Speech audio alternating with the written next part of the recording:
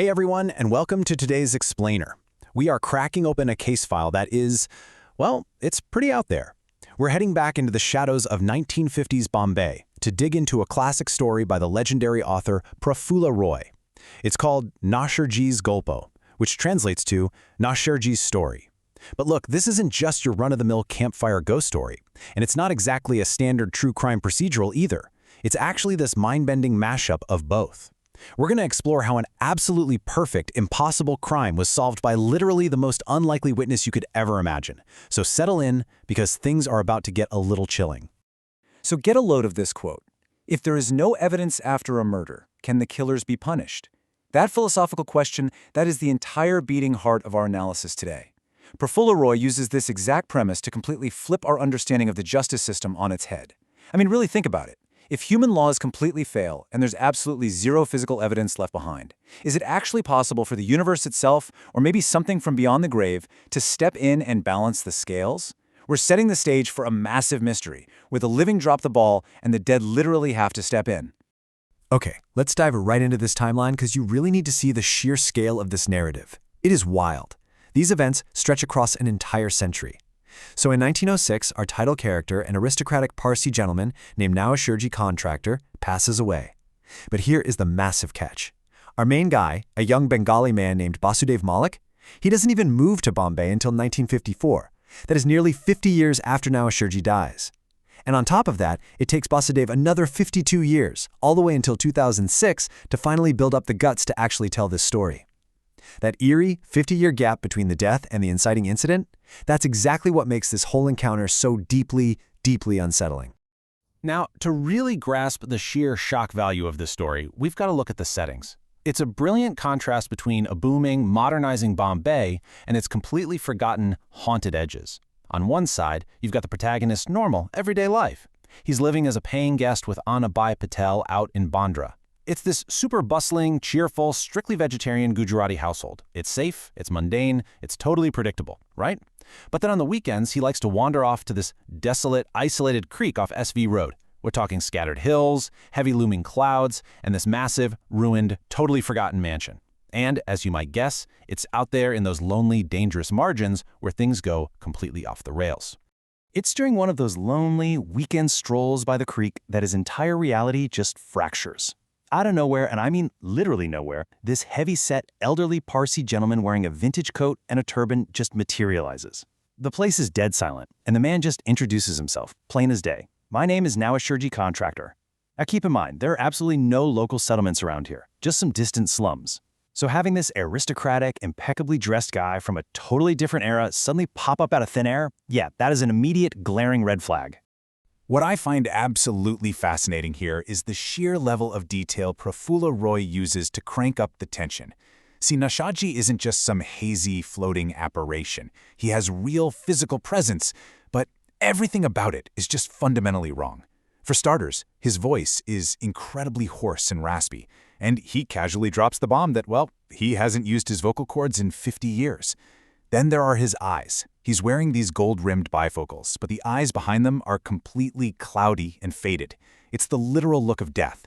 But the most terrifying part, the guy has an uncanny ability to read our protagonist's exact thoughts, just calmly confirming that, yep, he did in fact die back in 1906. So you'd think the protagonist would run screaming, right? But despite being absolutely terrified, he is completely, hypnotically drawn to this guy. And they begin this agonizing three-step descent into the unknown. First, they navigate their way down a steep hill toward that isolated creek. Second, they enter that massive, ruined property. There are no boundary walls left. The whole thing has just been swallowed up by an overgrown jungle.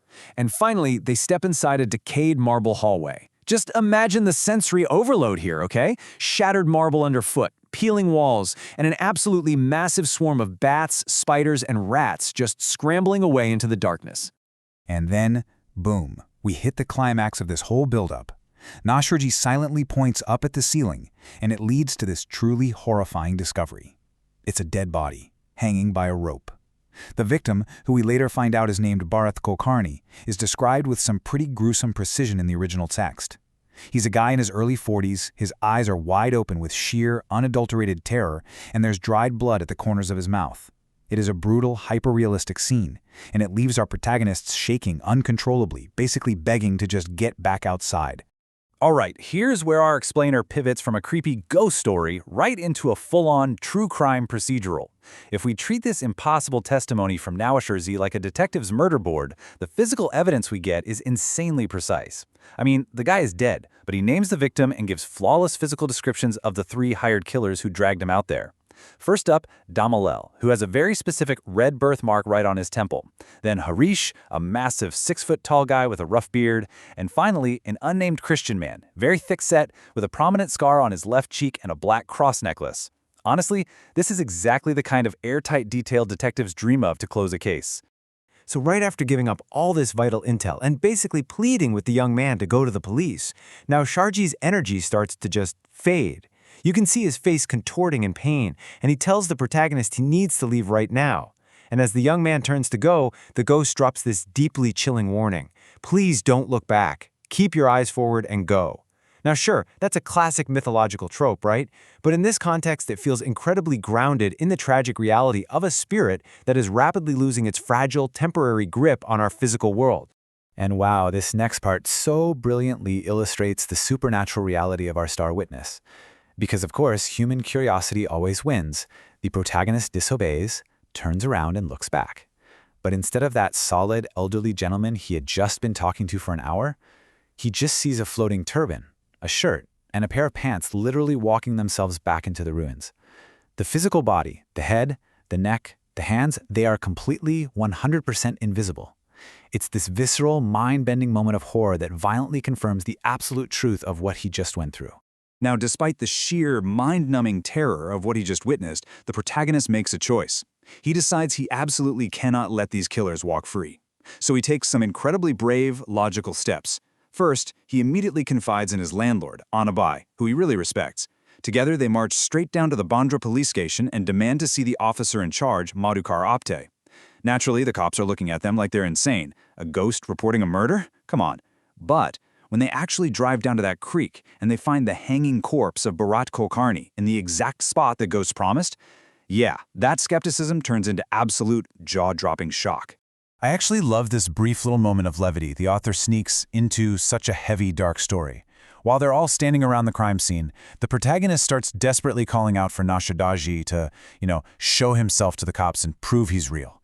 But the ruins are just dead silent. So, O.C. Madhukar Apte, who is clearly struggling to process this utterly impossible situation, just mutters, "The ghost must be scared of the police."